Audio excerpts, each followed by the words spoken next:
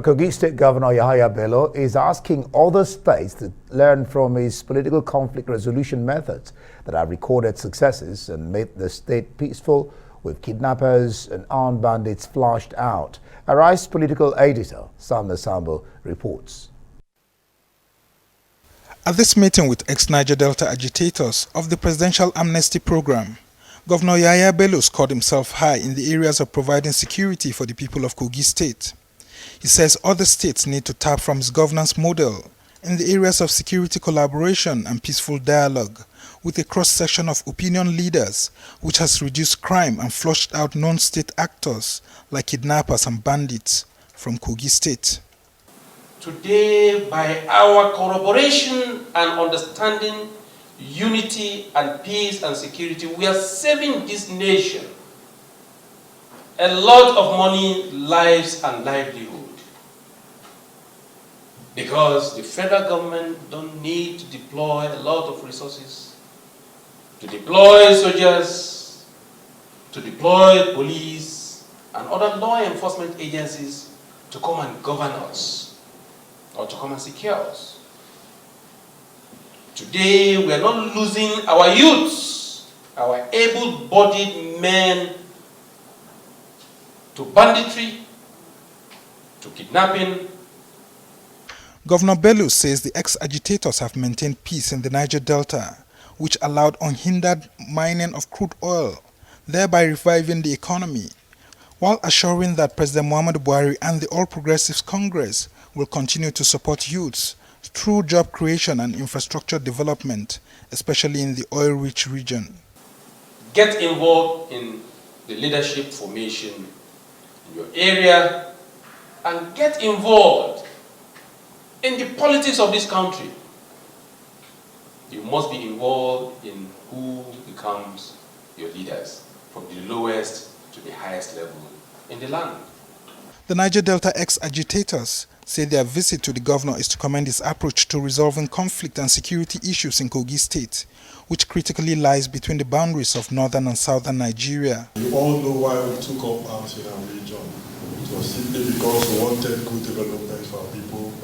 And for you to get good development, you must agitate. You must ask for your rights. You ask for our rights, and thank God the government that listened to us. Like I was saying some few hours ago, I said, whenever I see His Excellency, I see the spirit of late President Umaru Musa Yar'Adua in him. Because I feel he's a man that could be able to bring down those policies that the late President wanted to do for the region. These are men that have struggled so hard to liberate the Niger Delta region, just like what you are doing in Kogi State. You've really liberated us from so many things that have eluded us in Kogi State. But today, we are revived.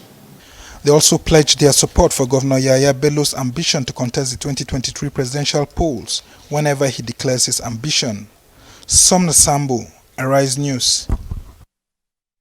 All right, we're joined now by our political editor, Sumner Sambo, who has a lot to say about all of these developments on the political arena. Let's begin. Thank you so much for joining us. Thank you so much. Yahaya Bello seems to be gaining a lot of traction. I mean, yeah, he's attracting a lot of young people who see in him, you know, first of all, the ability to be able to stand and say, yes, I want to contest in the midst of several persons who are octogenarians, non-Nigerians, and all of that we've always had in our polity.